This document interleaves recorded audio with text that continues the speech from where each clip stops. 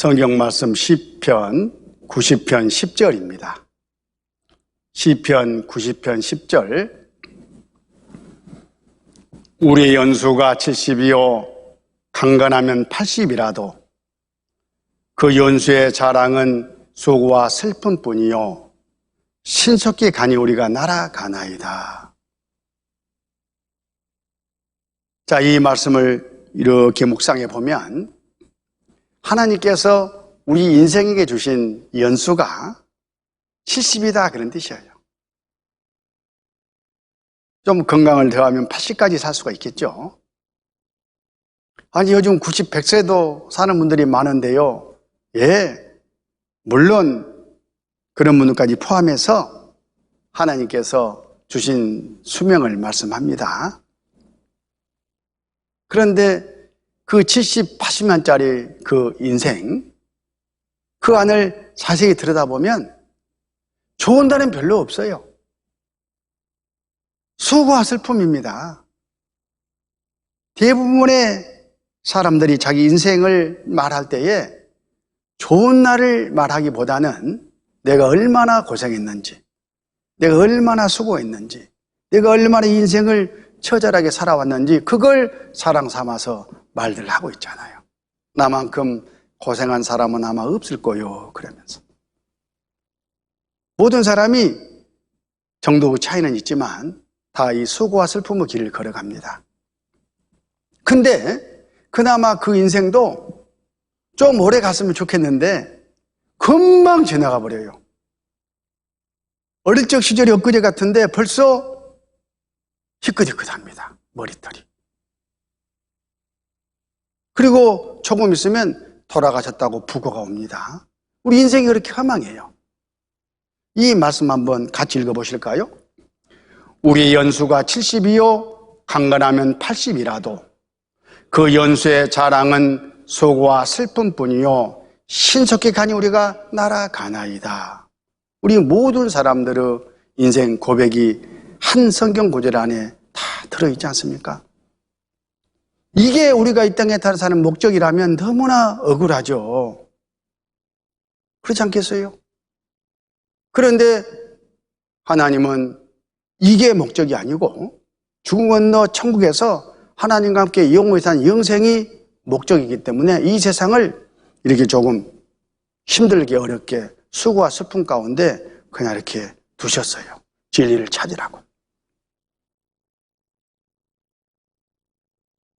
우리는 중원 하나님과 함께 살 준비를 해야 되는데 준비를 못하고 죽음을 건너가면 어떤 일이 있느냐, 이걸 좀 생각해 봐야 되겠죠. 아까 봤던 이 자료를 좀 보면 죽음을 건너간 이 사람, 이 세상에서 양습 가운데 있는 죄를 다 용서받고 가야 되는데 그렇지 못하고 죽음을 건너가면 이 마음 가운데 죄를 그대로 갖고 가요. 그러면 천국 법은, 하나님 법은 죄의 삭은 사망이요. 죄를 지었으면 꼭 삭을 갚도록 돼 있어요. 그것도 대가를 치르는 형벌로. 저 세상에서는 이 지옥이라는 곳이 있어서 그 지옥에 가서 이 세상에 죄 지은 사람이 감옥 가는 것처럼 형벌을 받는 거예요. 죄에 대한 대가를 치르는 일이 기다리고 있다, 그런 뜻입니다.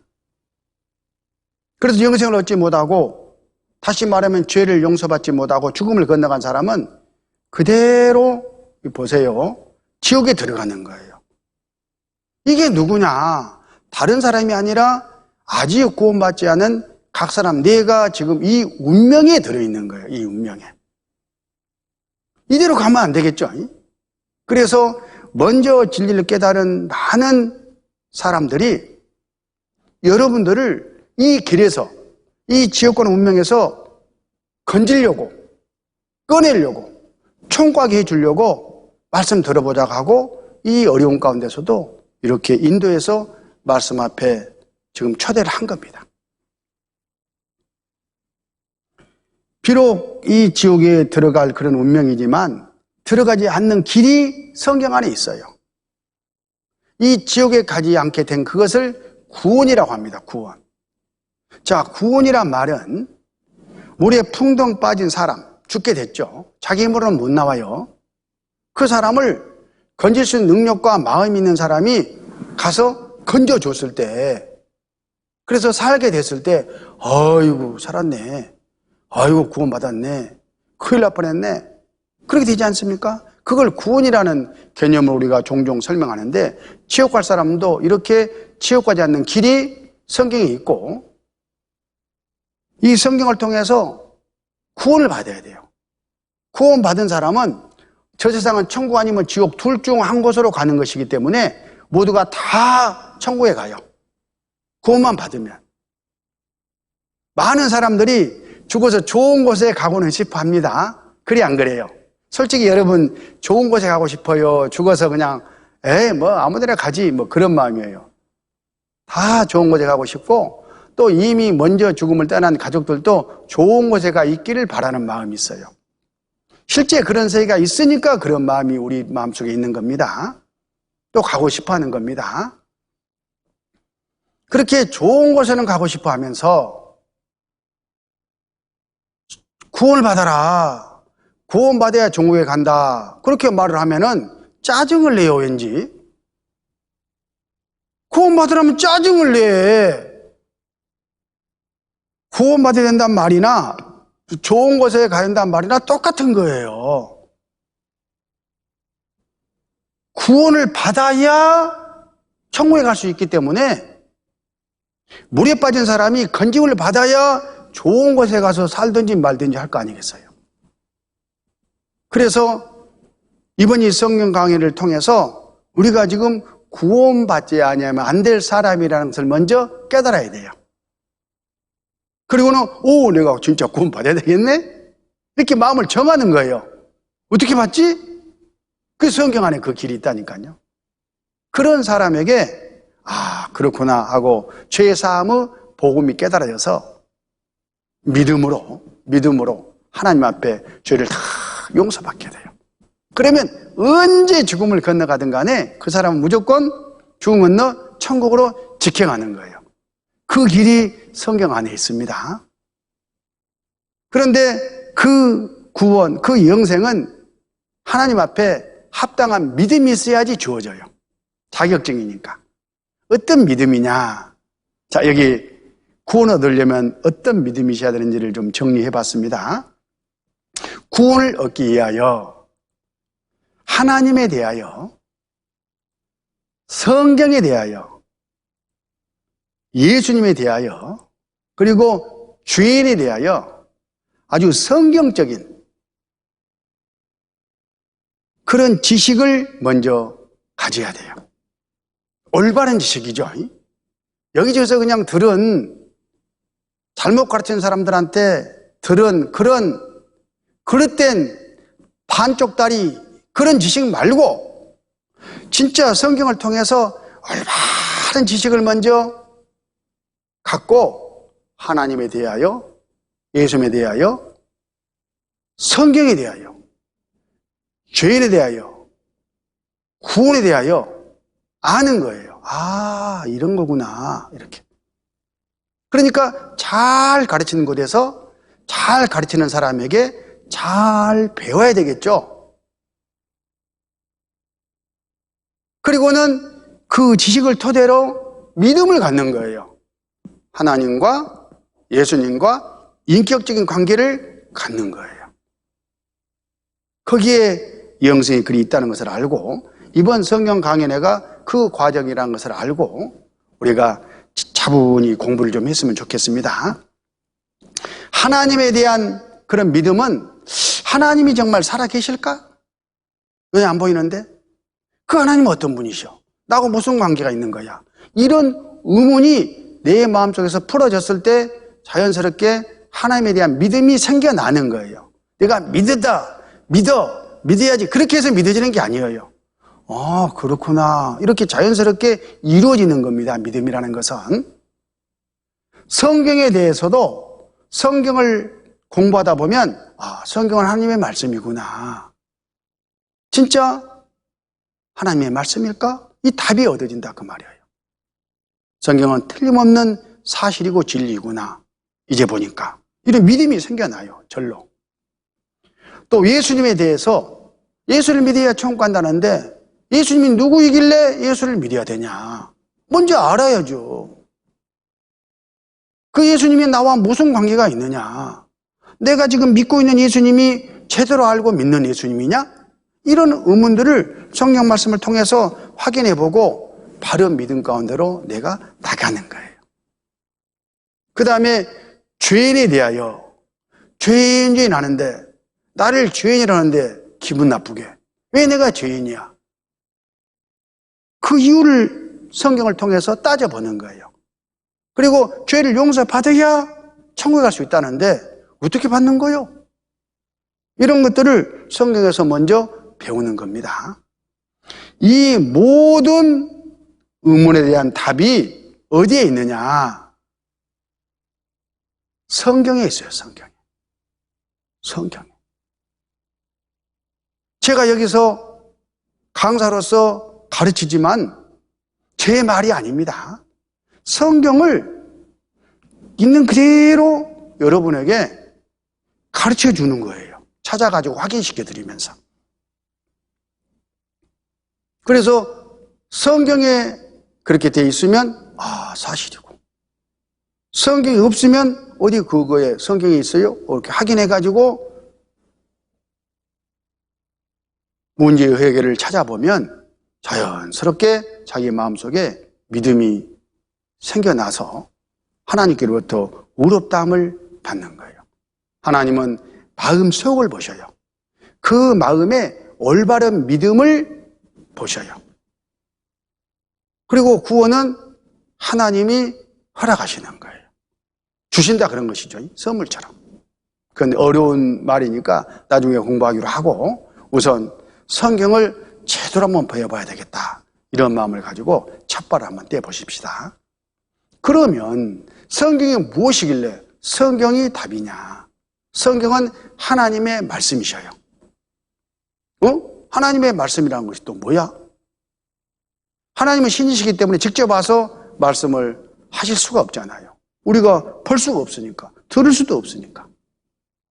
그래서 하나님이 성경이라는 중간 매개체를 두고 하나님을 믿는 선지자들에게 감동을 시켜가지고 받아 기록하게 하고 우리는 그 선지자들이 하나님의 성령의 감동하심을 받아서 기록한 하나님이 불러줘가지고 기록한 말씀을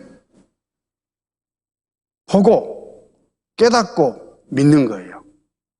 그게 바로 하나님을 만나는 길입니다. 성경이 바로 하나님을 만나는 통로인 자, 여기 베드로 후서 1장 20절 먼저 알 것은 경의 모든 예언은 사설이 풀 것이 아니니 예언은 언제든지 사람의 뜻으로 낸 것이 아니요 오직 성령의 감동하심을 입은 사람들이 하나님께 받아 말한 것임이니라. 이 성경은 모든 성경이 다 사람의 생각을 쓴 게 아니다. 하나님이 그 사람을 감동시켜가지고 불러줘서 기록된 하나님의 말씀이다. 그런 뜻이에요. 대통령이 기자회견을 하면 기자가 열심히 받아 기록합니다. 그리고 그 다음날 신문에 보도가 되잖아요. 그럼 우리가 그 신문을 읽을 때에 그 밑에 기자 이름이 있음에도 불구하고 기자가 이런 소리를 했네? 기자 생각이네? 이렇게 말하지 않잖아요. 대통령께서 이렇게 말씀하시고 대통령이 이런 계획을 갖고 계시는구나. 이렇게 받아들이는 것처럼 성령과 하나님과의 관계가 그렇다. 그런 뜻이에요. 자, 옛날에 선지자들이 하나님의 말씀을 받아 기록하는 그런 모습입니다. 자, 그래서 사도행전서 2장 13절에 하나님의 말씀을 대하는 우리의 태도가 어떠할 것을 말씀해 놨어요. 13절 이러므로 우리가 하나님께 쉬지 않고 감사함은 너희가 우리에게 들은 바 하나님의 말씀을 받을 때에 사람의 말로 아니하고 하나님의 말씀으로 받음이니 진실로 그러하다. 이 말씀이 또한 너희 믿는 자 속에서 역사하느니라. 이 성경은 기독교 경전쯤으로 이렇게 많은 사람들이 생각하는데 그렇지가 않아요. 아무것도 없는 데서 이 모든 것을 지으신 창조주, 조물주 하나님이 자신이 지은, 자기 형상대로 지은 사랑하는 사랑의 짝 인간들에게 보내주신 하나님의 말씀이에요. 하나님의 편지다, 그런 뜻이에요. 그래서 성경은 하나님의 말씀책입니다. 여호와 하면 하나님의 이름인데 여호와의 책이에요. 어떤 기독교의 경전이 아니에요. 그래서 어떤 종교를 가졌든 간에 모든 사람들이 이 성경을 다 공부해야 되고 성경을 통해서 자기의 바른 모습을 볼 수 있어야 되고 하나님과 올바른 관계를 맺어야 되는 거예요. 어떤 분들은 나는 불교인이니까, 나는 유교인이니까, 나는 부모 제사를 지내야 되니까, 또 교회 다닐 생각이 전혀 없으니까 나 성경 공부할 필요 없어. 그건 성경 공부는 교회 다닐 사람들이나 배우는 거야. 그렇지 않아? 이렇게 말을 하는데 그렇지가 않다는 거예요. 모든 사람, 누구든지 종교는 상관없이 성경은 틀림없이 창조주 하나님이 각 사람 나에게 보내주신 편지니까 읽어봐야죠. 공부해봐야죠. 그리고 그분의 뜻을 하고 받아들여야 되지 않겠습니까? 성경은 하나님의 말씀입니다.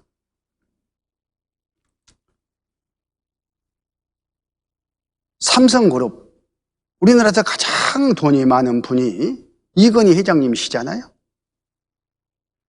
그 삼성그룹 창업주가 이병철 회장님이신데 그 가정은 원래 온불교예요. 온불교. 이병철 회장님은 또 조상들에게 제사를 지낸 그런 유교 사상을 가지고 계신 그런 분이셔요. 그런데 그분이 암에 걸려가지고 마지막 죽음을 앞두고 하나님을 찾습니다. 근데 그 찾는 곳이 온불교 경전도 아니고 유교의 사서삼경도 아니고 바로 성경의 하나님을, 성경의 진리를, 성경의 구원을 찾아요. 편지를 자기 필경사에게 불러주시면서 이거 빨리 목사님이나 신부님들에게 물어봐라. 그래서 그 편지를 작성해가지고 보냈는데 그 편지를 받은 그 신부님이 만나가지고 이 성경을 말씀해 주려고 했는데 갑자기 병이 중해져가지고 만남을 갖지 못하고 돌아가셨다. 이런 아쉬운 그런 소식이 언론에 보도된 적이 있었지 않습니까? 그 영상을 잠깐 한번 보시죠. 삼성그룹 창업주 고 이병철 회장이 타계 한 달 전 질문지를 남겼다. 돈에 관한 이야기도, 기업에 관한 이야기도, 경영에 관한 이야기도 아니었다.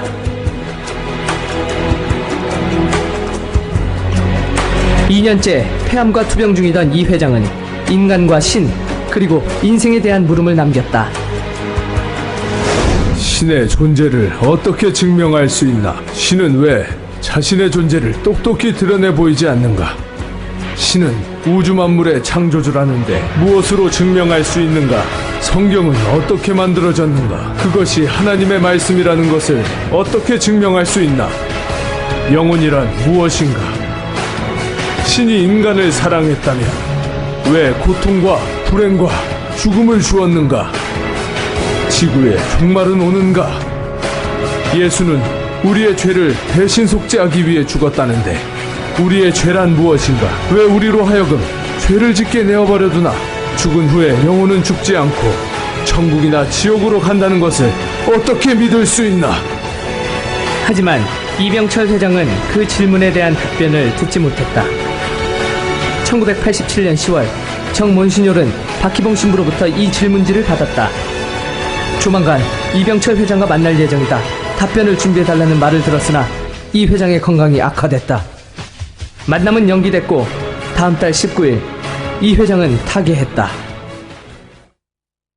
이병철 회장님이 찾고자 한 게 바로 뭐예요? 이번 이 성경 강연에서 우리가 찾고자 하는 것과 똑같습니다. 이병철 회장님이 마지막 죽음을 앞두고 찾고자 했던 바로 그 진리를 이번에 여러분은 찾을 수 있는 거예요. 바로 우리 마음 가운데, 양심 가운데서 우러나오는 하나님이 찾으라고 우리 마음속에 주신 그 양심이 바로 이병철 회장을 통해서 나타났던 거예요. 바로 성경 안에 그 답이 있습니다. 성경을 찾았지만은 너무 늦었어요. 하나님을 만날 만한 때 찾으라. 가까이 계실 때 그를 부르라. 이렇게 하나님은 말씀하셨어요. 이번 성경 강연을 통해서 영생을 얻을 수 있는 기회가 주어졌을 때 영생을 얻어야 된다 하는 것과 동일한 바로 그 메시지입니다. 자, 이렇게 좀 정리하고 오늘은 첫날이니까 이제 아까 이 구원을 얻기 위한 여러 가지 주제 중에서 하나님에 대해서 좀 공부를 하겠습니다. 그것도 하나님은 정말 계실까? 하는 문제만 잠깐 맛배기로 생각하고 성경에 대해서는 내일부터 본격적으로 공부를 하도록 하겠습니다. 자, 성경 창세기 1장 1절을 보시겠습니다. 우리가 가지고 있는 두꺼운 성경 첫 페이지 첫 말씀입니다. 태초에 하나님이 천지를 창조하시니라. 많이 들어보셨죠? 태초에 하나님이 계셔서, 천은 이 우주를 말해요. 지는 지구를 말합니다. 지으셨다. 그 말씀이셔요. 근데 이게 사실일까? 하고 그 마음속에 온전한 믿음을 갖는 사람은 그렇게 많지가 않아요. 글쎄, 그렇죠? 근데 이 말씀은 진리이고 사실입니다. 만약 이 말씀이 사실이 아니라면은 엄청난 문제가 대두되는 거예요. 우선 이 말씀의 뜻을 잠깐 생각을 해보면, 태초에 어느 시점이 있잖아요. 시점. 천지 우주만을 창조한 시점. 그러니까 태초라는 것이 있어요. 바로 이전의 어떤 세상이 있고, 그 이전의 세상에서 지금 눈에 보이는 이 천지라는 새로운 세상이 나왔다 그 말이잖아요. 그 이전의 세상은 시간과 공간이 없는, 항상 현재의 시작도 끝도 없는 영원히 존재하는 바로 신령한 세계예요. 자, 그곳에 하나님이 한 분이 계셨다 그 말이에요. 한 분. 딱 한 분만 딱 계셨어요. 전에도 계시고 그때도 계시고 지금도 계시고 앞으로 영원히 죽지 않고 살아계신, 시간과 공간을 초월해서 존재하시는 한 분이 계신 거예요. 하나.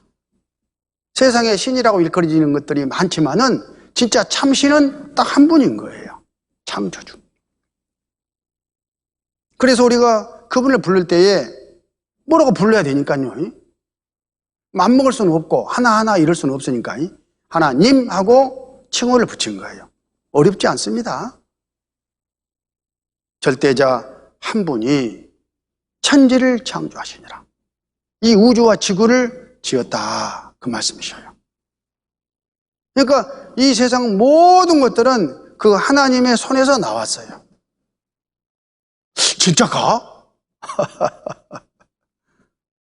만약에 이 말씀이 사실이 아니라면 지금 우리가 보는 우주와 지구와 이 만물이 어디서 왔냐고, 어떻게 생겨났냐고. 사실이 아니라면 저절로 생겼지, 우연히 생겼겠지. 그 가설이 통해야 돼요. 그런데 어떻게 이런 것들이, 이 모든 것들이 저절로 우연히 뚝딱 이루어질 수가 있겠어요? 상식적으로도 말이 안 맞고, 과학적으로도 말이 안 맞고, 논리적으로도 말이 안 맞는 거예요. 누군가 능력 있는 분이 그 솜씨를 가지고 이렇게 지었어야지만 가능한 거예요. 그걸 이제 잠깐 생각해 보자, 그런 뜻입니다. 자, 여기 잠깐 그림을 보셔요. 용이죠? 종이로 용 한 마리를 누군가 접었습니다. 자, 이 종이용이 저절로 생겨나가지고 여기에 이렇게 있을 수 있냐, 그 말이에요. 이 책상 위에. 에이, 누가 접었는지는 모르지만은 누군가 솜씨 있게 접었네. 그렇게 우리 마음속에 믿어져 있잖아요. 그게 믿음이에요. 절대 우연히 저절로 생길 수가 없습니다. 이런 것도. 자, 이거 보세요. 이런 종이용 하나를 접으려면은 이런 설계 도면이 먼저, 복잡한 이 설계 도면이 먼저 그려져야 돼요. 계획적으로. 그리고 설계 도면대로 접어야 돼요. 순서를 지켜서 이렇게 일일이 순서를 지켜서 하나씩 접어가지고 275번을 접었더니만은 몇 번? 275번의 손길이 가서 이 종이용 하나도 나오더라, 그 말이야. 절대 우연히 저절로 생길 수가 없는 거죠.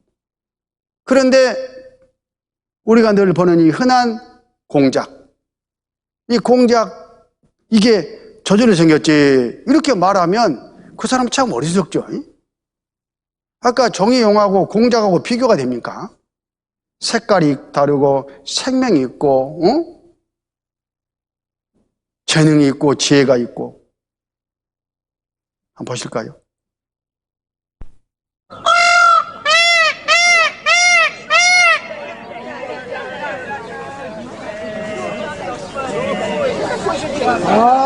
Guarda come si fa vedere, come gira. 아까 그 종이용이 절대 저절로 될 수 없다면 이 공작이 어떻게 저절로 될 수 있겠어요?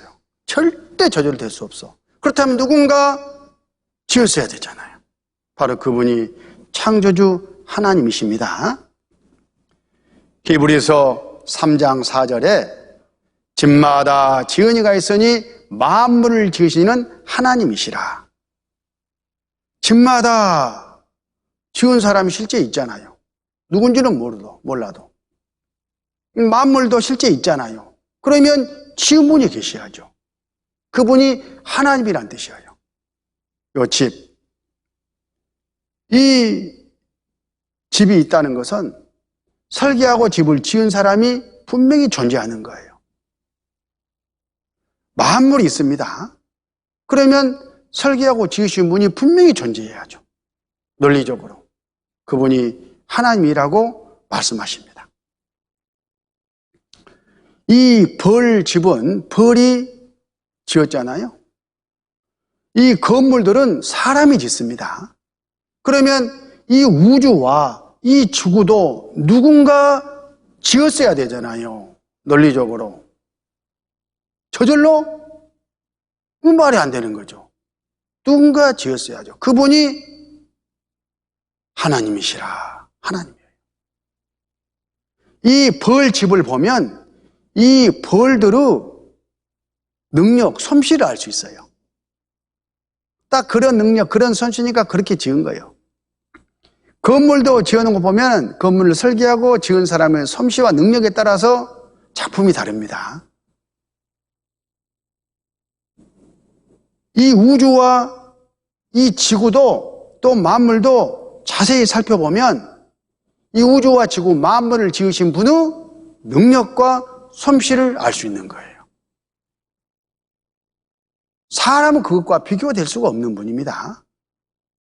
하나님께서 창조하신 이 우주를 한번 보면서 얼마나 대단한 능력과 솜씨를 가지고 계신지 한번 생각해 보십시다.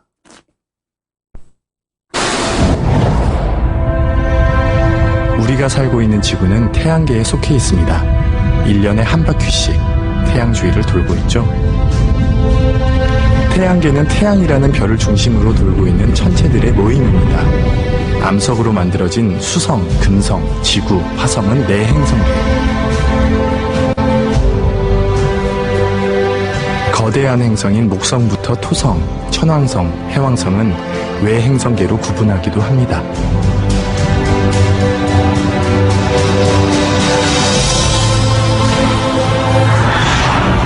태양은 우리 은하에 있는 약 1000억 개의 별 가운데 하나입니다. 소용돌이 모양의 우리 은하 중심에서 벗어난 가장자리, 오리온자리 팔에 우리 태양계가 있습니다.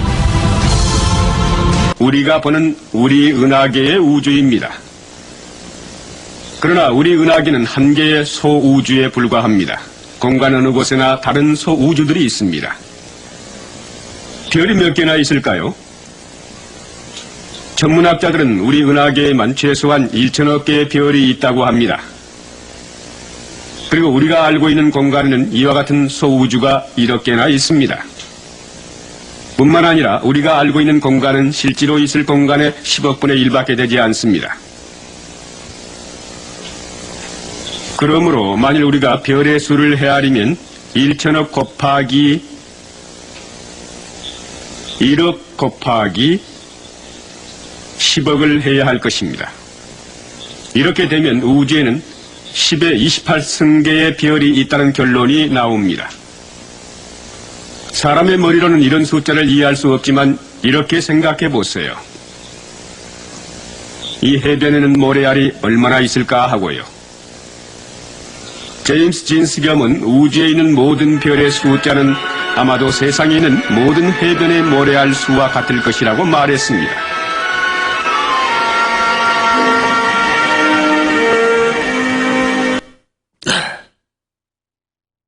어떻게 이 우주가 저절로 우연히 생겨질 수가 있겠어요? 그만한 능력과 솜씨를 갖고 있는 창조가 계셔야지만 맞는 거예요. 그래서 우리는 이 말씀이 사실구나, 맞구나 이렇게 인정할 수밖에 없어요. 같이 한번 읽으실까요? 태초에 하나님이 천지를 창조하시니라. 사실입니다. 사실이잖아요.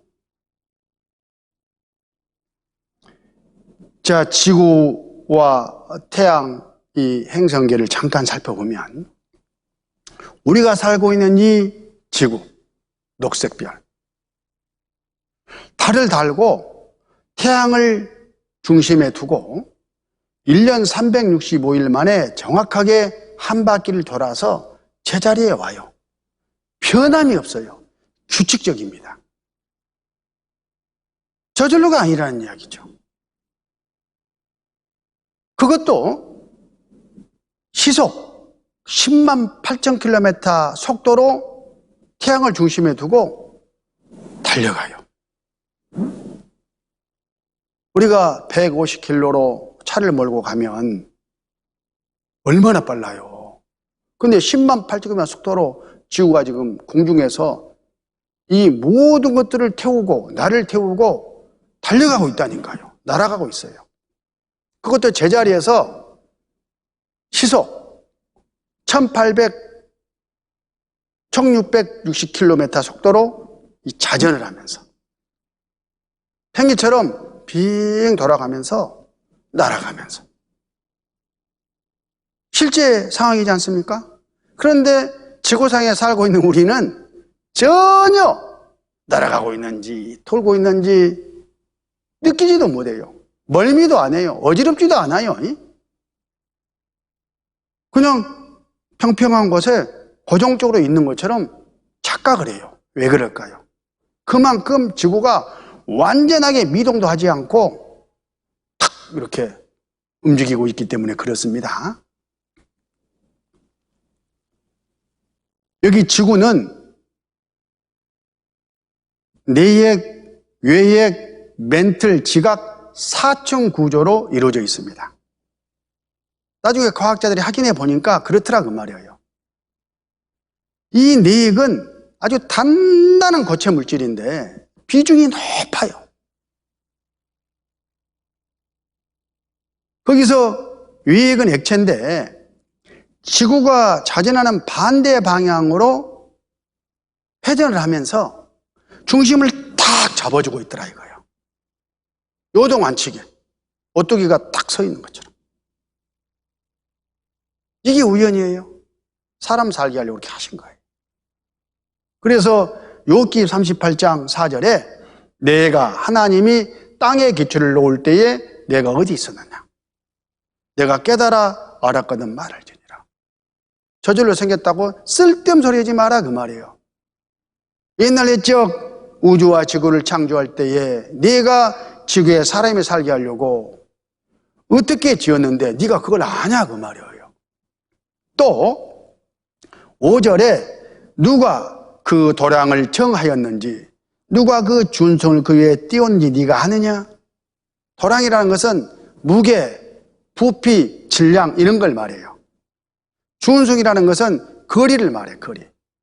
누가 지구와 태양과 달, 별들의 그만한 크기, 부패, 무게를 정하고 그만큼 거리를 딱 떼가지고 지구에 사람이 살 수 있도록 해놨는지 네가 아냐 그 말이요. 창조자 하나님이 그렇게 하지 않았으면 어떻게 그게 가능하겠냐 그런 뜻입니다. 이 거리를 잠깐 생각해 보면요. 태양에서 지구까지의 거리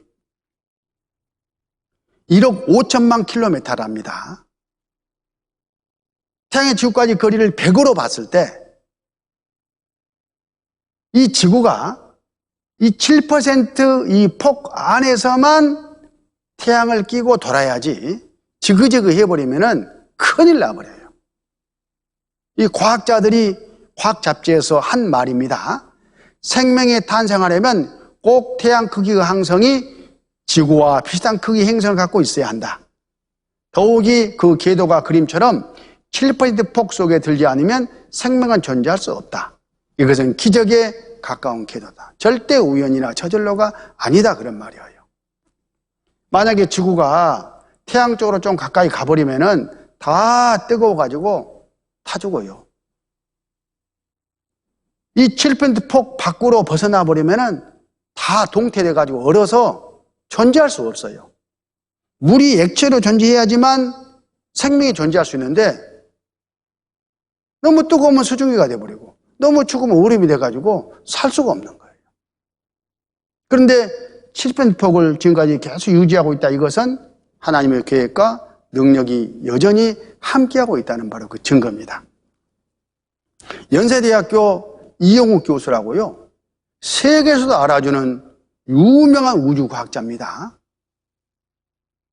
세계적인 인물이 CBS 그 방송 특강에 나와가지고 자기가 우주과학을 연구해 보니까 이렇더라 하고 자기 경험을 말을 해요. 이분은 기독교인이 아닙니다. 참고로 한번 들어보시죠. 안녕하십니까, 이용욱입니다. 이 광활한 우주 속에서 그 인간의 위치와 의미가 무엇인가 하는 그 질문은 아주 과학사의 오래된 그런 논쟁입니다. 태양이 있고 수성, 금성, 지구, 화성 이렇게 있지 않습니까? 근데 지구가 있는 위치는요, 아주 특별한 위치예요. 태양으로부터 아주 가까이 있는 이 수성과 금성은 너무 가까이 있어서 뜨거워가지고 물이 하나도 없습니다. 다 증발해서. 반면에 이 화성은 너무 추워요. 너무 멀어가지고. 지구만이 유일하게 물이 액체로 존재할 수가 있어요. 지구보다 더 가까이 가면 물이 수증기로 증발해버리고 지구보다 더 멀면 물이 얼음이 되는 거예요. 지구가 있는 그 근처에서만 태양으로부터의 위치가 적절하기 때문에 물이 액체로 존재할 수 있어요. 그래서 거기서부터 모든 그런 생명 활동이 서서히 전개될 수 있고 우리 또 살 수 있는 조건이 마련되는 거예요. 자, 이러다 보면 우리 우주는 아주 미세한 그런 조정이 돼 있어요. 파인 튜닝이라고 그러죠. 미세한 조정을 거친 것 같은 그런 상태의 우주에서 우리가 지금 살고 있고, 인간을 만들기 위한 너무나 완벽한 조건을 갖고 있는 우주에서 우리가 살고 있다. 이것이 우연히 발생되려면은, 이 모든 것이 우연히 발생될 확률은 너무너무 낮아가지고, 혹자는 그 자동차 공장에 우리가 그 승용차를 만드는데 한 10,000개 정도의 부품이 들어갑니다. 거기에 뭐 타이어도 들어가고 여러 나사, 볼트, 뭐 여러 부품들이 들어가잖아요. 그 10,000개의 부품들이 각각 이제 쫙 있었어요. 뭐 차체도 있고 여러 가지. 태풍이 그 자동차 공장에 휩쓰고 지나갔습니다. 강력한 태풍이. 그래서 그 10,000개 부품들이 하늘로 올라가서 탁 떨어졌는데 자동차가 탁 돼서 나오는 거예요. 그런 확률보다도 작다는 거예요. 우리 우주가 이게 우연히 이런 모든 조건을 착착착착착 만족시켜가지고 인간이 지구상에 출현되기까지 이 모든 조건이 우연히 발생할 확률을 계산해보면 여러 가지 물리 상수들, 법칙, 지구와 태양과의 그 교묘한 그 미세한 조정과 같은 그런 것들, 이것이 우연이 아니라면, 우연이 될 확률이 그렇게 적다면 뭔가 태초에 특별한 계획이 있어가지고 모든 것들이 진행이 되지 않았겠느냐. 그렇다면 누가? 이런 질문이 나오게 돼요. 과연 신은 존재할 수밖에 없었는가? 만약에 그것이 그런 대계획이다, 그랜드 디자인이다, 그렇다면 그것이 갖고 있는 의미는 무엇이고 목적하는 것은 무엇일까? 이런 생각까지도 갖게 하는 것이죠.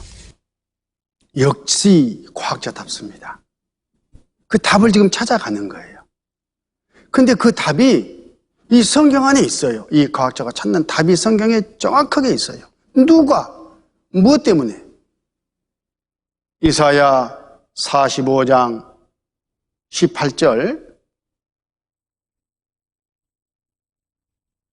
여호와는 하늘을 창조하신 하나님이시며 땅도 조성하시고 견고케 하시되 헛되이 창조치 아니하시고 사람으로 허하게 지으신 자시니라. 그 말씀에 나는 여호와라, 나의 다른 이가 없느니라. 여기 답이 있잖아요.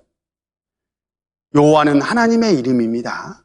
이 여호와 하나님이 하늘 우주도 창조하고 땅 지구도 조성하고, 뭐 때문에?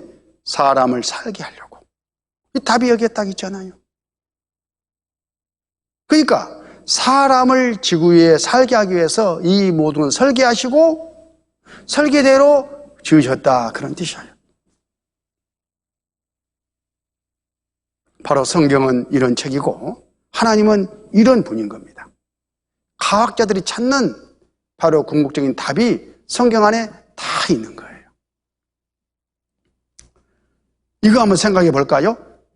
생물 없는 상상의 지구와 생물이 사는 현실 지구 대기 성분을 비교해 봤어요, 과학자들이. 자, 태양이 있고 수성, 금성, 지구, 화성 이렇게 순서가 돼 있지 않습니까? 지구가 가운데 있고 바로 앞에 금성, 바로 뒤에 화성, 이 금성, 화성의 대기 성분을 비교해 보면 하나님이 개입하지 않았다면은, 저절로라면은 지구가 어때야 되는데 실제는 어쩌냐, 이렇게 비교해 보는 거예요. 이산화탄소가 금성에는 98%, 화성에 95%. 그러니까 이 지구가 그대로라면은 98%여야 되는데 실제는 이산화탄소가 0.03% 비율밖에 안 돼요. 그래야 사람이 사니까. 질소도 금성 1.9, 화성 2.7, 지구 1.9 그래야 되는데 실제는 78% 비율을 갖고 있어요. 질소가 많아야 우리가 먹고 자랄 수 있으니까, 생명을 유지할 수 있으니까. 산소도 금성, 금이랑 화성이 0.13%.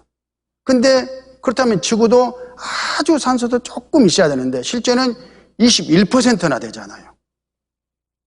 지표 온도도 금성 477도, 화성 마이너스 53도. 그렇다면 지구가 290 플러스 마이너스 50 정도 돼야 되는데 실제는 13도로 평균 기온이 적당하잖아요, 사람 살기에.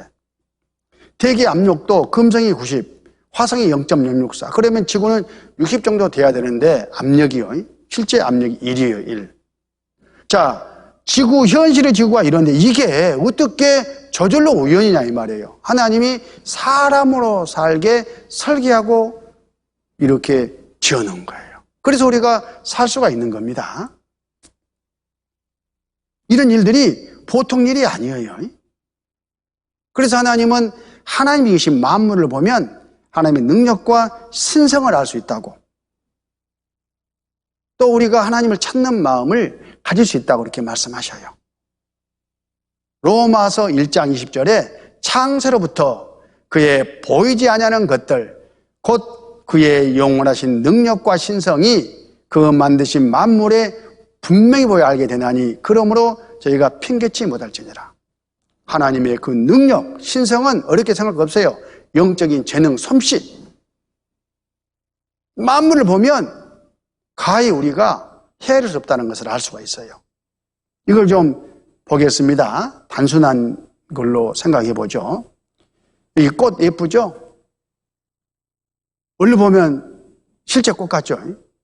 근데 좋아요, 좋아. 이 좋아도 사람이 만들어도 이렇게 예쁘게 만들어요. 근데 실제 하나님 만든 꽃을 보세요. 비교가 안 되죠. 이 솜씨, 이 능력. 하나님이 꽃 한 송이도 절대 절로 만들지 않았어요. 어떤 원칙을 가지고, 과학적 원리를 가지고 지으셨습니다. 자, 들어보시죠. 왜 사람은 꽃을 보면 아름답다고 느낄까? 향 때문일까? 색 때문일까? 그러나 시각적 아름다움을 주는 가장 첫 번째 이유는 무엇보다 꽃이 가진 그 균형미에 있다. 꽃은 완벽한 좌우 대칭을 이루고 있다. 비정형으로 퍼진 것 같아도 갈라보면 완벽한 대칭이다. 어떤 꽃이어도 좋다. 마치 딱 절반을 접어 찍어 놓은 듯 양쪽이 같다. 꽃잎수를 세어보라.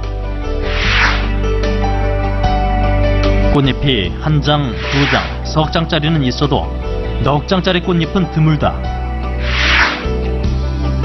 5장 꽃잎 다음엔 8장짜리 꽃잎이 많다. 이 숫자들은 우연일까?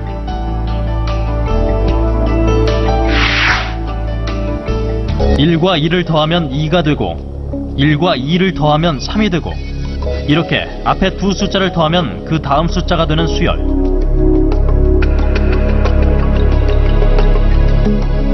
꽃잎수의 배열이 이루었던 그 수열. 이것이 바로 수학자 피보나치가 발견한 피보나치 수열이다. 해바라기가 씨앗을 배치하는 비밀은 이중 나선에 있다.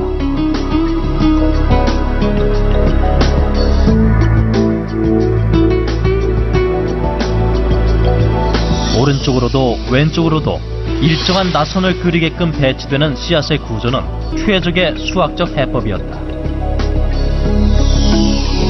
나선의 개수를 꼼꼼히 세어보자.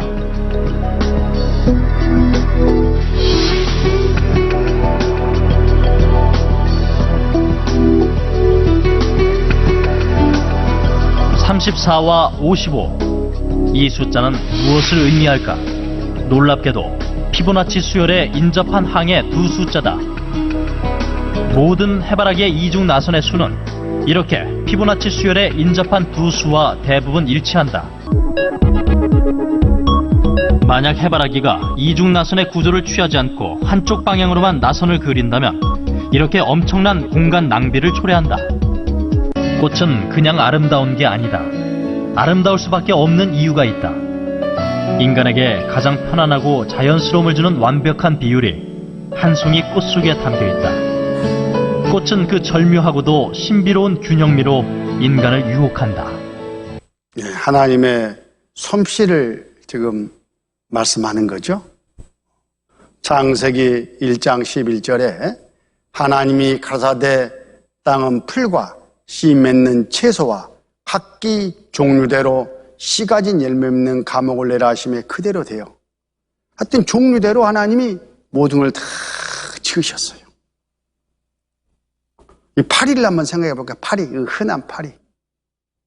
파리의 신비한 능력을 한번 봐보세요. 파리의 착지는 경탄할 정도로 정확하고 유연합니다. 다리를 앞으로 뻗으면 완충 장치처럼 운동 에너지를 흡수하게 됩니다. 그런데 파리가 어떻게 천정에 매달리냐고요? 각 발마다 거칠거리는 갈기발톱이 있어서 달라붙을 수 있습니다. 끊임없이 날개의 각도 변화로 올라가고 앞으로 갈 수 있으며 속력은 시속 15 내지 20km, 키틴질 통체의 움직임으로 초당 200회의 날갯짓을 할 수 있습니다. 움직임을 수백 번 증폭시킬 수 있는 관절을 통해 날갯짓을 합니다. 뿐만 아니라 파리는 식도락가이기도 합니다. 촉각위에 나 있는 털들과 미세한 호흡으로 냄새를 맡습니다. 그리고 맛은 미각기관이 있는 앞다리의 발로 봅니다. 파리는 액체로 된 것만을 주로 먹기 때문이죠. 각설탕 한 조각을 넣고 보겠습니다.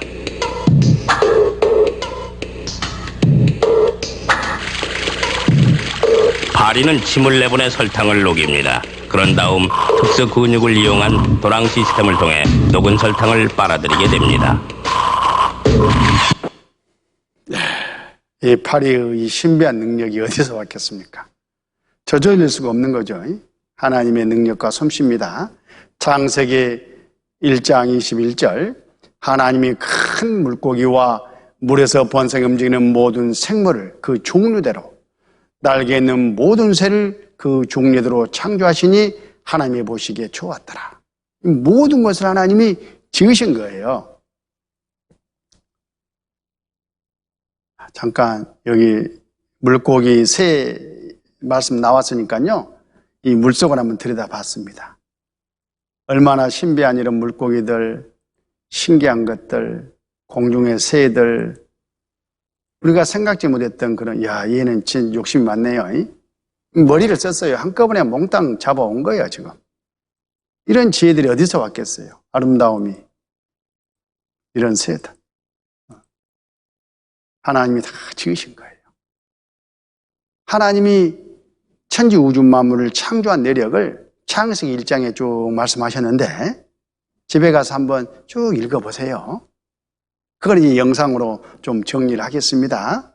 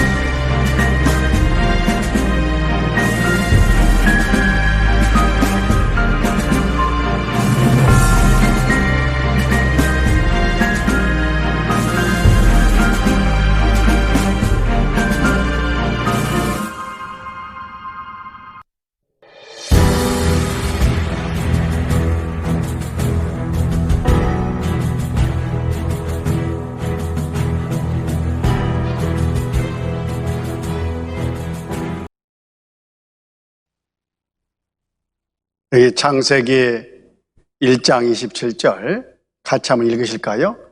하나님이 자기 형상 곧 하나님의 형상대로 사람을 창조하시되 남자 여자를 창조하시고, 그래서 하나님이 우리를 이렇게 사랑하시는 거예요. 아까 영상에 마지막 꼬마 녀석 하나 나오죠? 제 손자입니다. 첫 걸음마를 시작한 바로 그 광경을 마침 영상으로 찍었더라고. 제가 몇 걸음 걷지 못한 그 때인데 얼마나 저 모습을 제가 봤을 때 귀엽고 사랑스럽고, 지금도 저 영상을 볼 때마다 제 마음이, 얘를 향한 마음이 달라요. 왜 그럴까요? 저와 이 아이가 생명으로 연결되어 있는 거예요. 여러분들은 갖지 않는 그 마음이 저에게는 특별히 있는 거예요. 내 생명을 받은 아이니까, 나를 닮아서 태어났으니까. 마찬가지 하나님도 자기 형상대로 우리 모두를 지으셨기 때문에 특별한 그런 마음을 가지고 우리를 대하십니다. 그 하나님의 사랑이 성경 안에 있고, 이 사랑이 이번에 우리에게 주어질 겁니다. 그 하나님이 그 사람들에게 이 모든 것을 주셨어요. 28절을 보면 하나님이 그들에게 복을 주시며 그들에게 이르시되 생육하고 번성하여 땅에 충만하라. 땅을 정복하라. 바다의 고기와 공중 새와 땅에 움직이는 모든 생물을 다스리라 하시니라. 모든 이 지으신 것들을 사람을 위해 지었고 우리 사람에게 누리고 살으라고 주신 거예요. 바로 사랑의 다른 표현입니다. 그래서 식물과 동물은 사람을 위해서 존재하는 거예요. 그러면 사람은 누구를 위해서 지으셨을까? 바로 하나님 본인을 위해서 지으신 거예요. 그러니까 하나님의 목적, 하나님과 관계를 올바로 했을 때 우리가 이 땅에 태어나 사는 인생의 목적을 바로 찾고 달성하는 거다, 그런 뜻입니다. 너희가 성경에서 영생을 얻는 줄 생각하고 성경을 상고하거니와 이 성이 곧 여기다 이어 증가하는 것이로다. 계속해서 성경을 통해서 예수님과 하나님에 대해 증거를 받고 올바른 믿음을 갖는 가운데 하나님과 올바른 관계를 맺는 그런 귀한 시간이 이번 성경 강의를 통해서 모든 사람에게 이루어지기를 기원합니다. 그리고 내일 같은 시간에 다 나오셔가지고 또 이어서 말씀을 배우도록 하십시다. 잠깐 기도하겠습니다. 아버지 하나님 감사합니다. 저희들 불러주시고 말씀으로 교훈해 주시고 또 깨닫도록 역사해 주심을 감사합니다. 끝까지 말씀을 듣는 가운데 모두가 다 영생할 수 있도록 도와주시고 인도해 주시옵소서. 우리 구주 예수님 이름으로 기도드렸습니다. 아멘.